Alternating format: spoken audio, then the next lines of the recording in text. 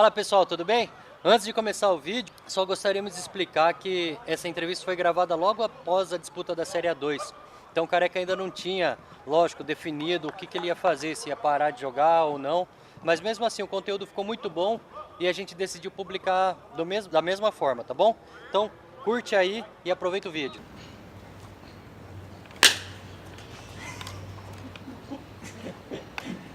Chegando com mais um vídeo da São Bernardo FC TV. Hoje um vídeo com um dos caras... Vamos começar de novo.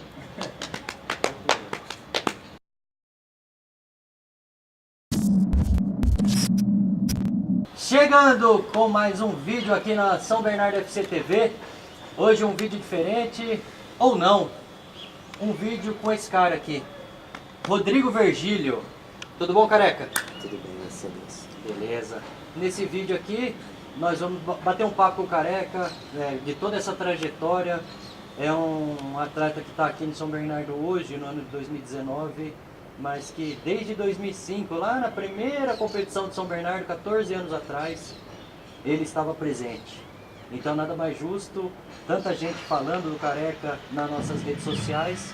Então, ele finalmente está aqui para bater um papo aqui na São Bernardo FC TV. Antes de começar, já sabe, deixa o like aqui, ó, se inscreve, ativa o sininho e todo esse negócio aí que a gente tá aprendendo a falar para vocês, hein, beleza? Careca, bem-vindo. E é um prazer te receber agora, na véspera do seu 36º aniversário. Vai fazer 36 anos, com essa carinha de 55. Mas, batendo um papo, brigadão pela presença. Eu que agradeço, né? É sempre, pra mim, é uma honra muito grande, né? Poder participar, né? Tanto nas redes sociais, como fazer parte desse clube também, pra mim é uma grande honra. Todos sabem disso, né? Não preciso dizer. Todas as oportunidades que eu tenho de falar, todos sabem, eu procuro transmitir o carinho que eu tenho por esse clube, né? Pela minha história, pela trajetória. E prestes a completar 36 anos, né? Uma data muito especial para mim, mais um ano de vida. Poder estar participando, isso é um presente para mim de aniversário. Agora a gente tá gravando e o Careca vai... Quando esse vídeo estiver no ar, ele já vai estar com 36 anos. Porque ele já vai fazer amanhã, um dia após a nossa gravação aqui.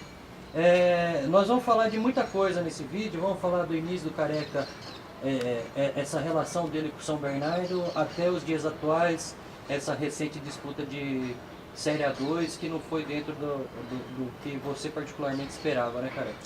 Então vamos começar lá em... O que você prefere? Começar de lá do comecinho, lá da sua chegada? Sim, sim. Você foi formado em que clube e depois como é que surgiu essa vinda pro São Bernardo em 2005? Conta um pouquinho rapidamente aí. Sim, na verdade eu fui formado nas divisões de base do Corinthians, né? Passei por lá 4 anos, né? Especificamente 4 anos.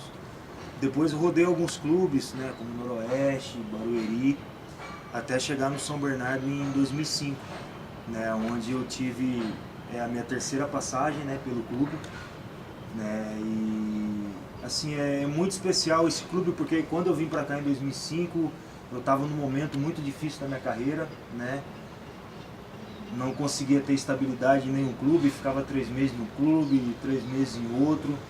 E quando eu vim para São Bernardo em 2005, eu vim desacreditado, né? Talvez a minha última oportunidade no futebol, mas naquela época, 4ª divisão, né? 4ª divisão, né? Eu nunca havia jogado a 4ª divisão até então, mas quando eu cheguei no São Bernardo, o que eu achava que poderia de repente ser o final da minha carreira foi onde se iniciou, né? Tanto dentro de campo como fora de campo. Alcancei algumas conquistas pessoais e coletivas, porque logo no primeiro ano eu fui artilheiro do time, da competição, e a gente já conquistou acesso no primeiro ano do clube também. Isso foi muito importante, né, para a minha trajetória, para dar um início, né, na minha trajetória vitoriosa dentro do clube. E aí você foi evoluindo juntamente com o clube, teve as saídas, que a gente vai falar também das suas experiências no exterior, e até chegar... disputou o Campeonato Paulista de Série A1, disputou Copa Paulista aqui também. E chegando agora no ano de 2019, antes do início da Série A2 desse ano, nós tivemos a oportunidade de fazer uma live no Instagram aí o torcedor talvez tenha acompanhado. E a expectativa do Careca era enorme, né? A gente tinha disputado uma Copa Paulista em 2018 e o Careca estava preparado para uma Série A2. É muito legal que a expectativa era enorme. E não foi o que se desenhou, não porque você não quis, mas particularmente você sofreu com muita lesão. Só que no final da competição, na nossa última partida contra o Penapolense, você acabou jogando como sendo o capitão da equipe. Então, conta como é que foi essa angústia, esse período de estar fora, sofrendo, porque você é um torcedor já de tanto vínculo que você tem com o clube.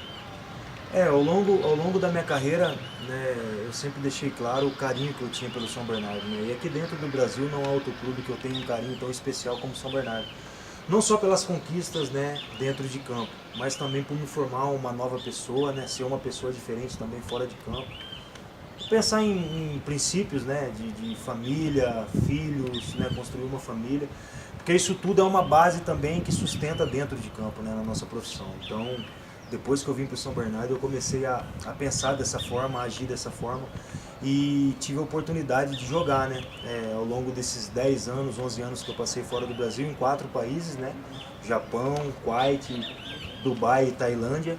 E fui muito vitorioso, né? Tive conquistas pessoais também, coletivas, né? Nesses países. Não é fácil você se sustentar ao longo de 10 anos fora do Brasil, porque a concorrência é muito grande, né?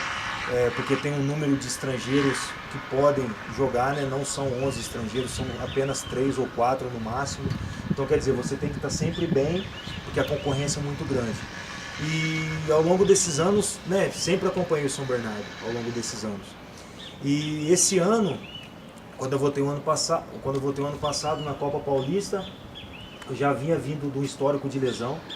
Só que assim, graças a Deus eu comecei a ter lesões no final, praticamente quase no final da minha carreira, né, com 35, 36 anos.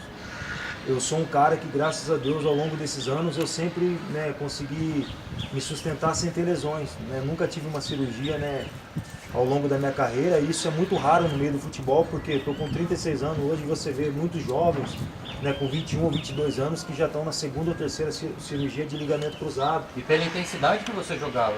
Exatamente, né, sempre, né, um nível de competição muito alto.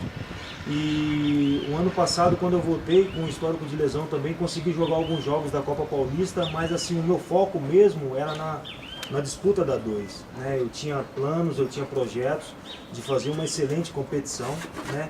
Mas me deparei com algumas lesões, né? Tanto é que eu comecei a procurar, cara, saber o porquê dessas lesões, porque não tinha explicação. Saía de uma e já voltava em outra, saía de outra e voltava em outra. Então eu lutei muito, né, ao longo da competição da Série A2 com essas lesões e consegui só jogar no final do campeonato. Então eu tinha planos, né, de brigar pela artilharia da competição, mas o primeiro objetivo era a gente conquistar o acesso, porque esse era o nosso principal objetivo como equipe, mas eu também tinha ambições de brigar para ser artilheiro da competição, estava trabalhando muito, inclusive até na pré-temporada eu estava me surpreendendo com o nível de competitividade que eu vinha tendo, então eu mesmo depositei uma expectativa muito grande em mim, pelos treinamentos antes de iniciar a competição. E 2 dias antes do início da competição eu tive a primeira lesão, né, que foi na coxa, no reto femoral. Depois passei quase um mês no departamento médico, né, e voltei a treinar quando eu estava apto a voltar a jogar. Um dia antes também de estrear, tive uma lesão, novamente uma nova lesão. E isso, cara, foi se arrastando, talvez não teria nem condições de terminar a competição jogando. Né, o médico foi até surpreendido, porque nos últimos jogos eu consegui ainda estar à disposição. É claro que, né, não estava no meu ápice da condição física, técnica, porque, poxa, eu passei quase 2 meses sem jogar. Uhum. Fui jogar na 12ª rodada, né, praticamente, contra a Água Santa aqui em casa, que foi a minha volta. Mas eu mesmo até me surpreendi, porque consegui entrar no jogo contra a Água Santa num nível de intensidade muito alto, ainda sem ritmo de jogo, mas eu fui mesmo a campo, né, pela situação que a equipe se encontrava. De certa forma, eu estando ali em campo, eu poderia ajudar de alguma forma. Ou jogando ou não jogando, eu poderia estar ali, de repente, incentivando os meus companheiros. Mas assim, dos males a pior, que a gente ainda conseguiu, né, se livrar do rebaixamento, devido às circunstâncias, né, que foi se desenhando ao longo da competição.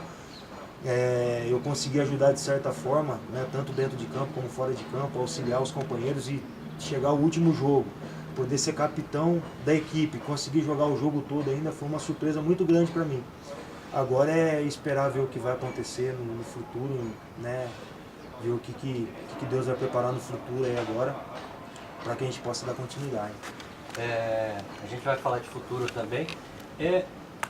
Depois que acabou aquele jogo contra o Penapolense, teve um misto de sentimentos entre torcedores, dirigentes, nós funcionários, os atletas. O principal deles foi o alívio de não ter conquistado. Teve vergonha, teve gente que se frustrou e não era alegria a palavra correta que estava no nosso vestiário, porque todo mundo botava muita fé de que esse time ia conseguir algo maior, né? Só que você fez questão de falar para todos ali no vestiário, quando a gente acabou o jogo, na nossa oração tradicional ali, que tinha que comemorar sim. Tinha que comemorar sim pelas circunstâncias que foi a competição e que não importa. A gente conseguiu manter o clube aonde ele estava no início da competição. Qual que é a sua visão sobre isso? O porquê que você colocou isso para o grupo? É óbvio que o nosso objetivo desde o início da competição, pela equipe que se formou, era de brigar pelo acesso, a luta era pelo acesso. Se você olhar no papel, nós tínhamos um dos melhores elencos da Série A2, né? Então foi depositado toda uma expectativa, né, para ao longo da competição da gente alcançar o acesso. Isso é fato, né? E a gente sofreu muito, né, ao longo desses 11 jogos sem vencer, né? Se eu não me engano foram 5 empates e 6 derrotas ao longo desses 11 jogos.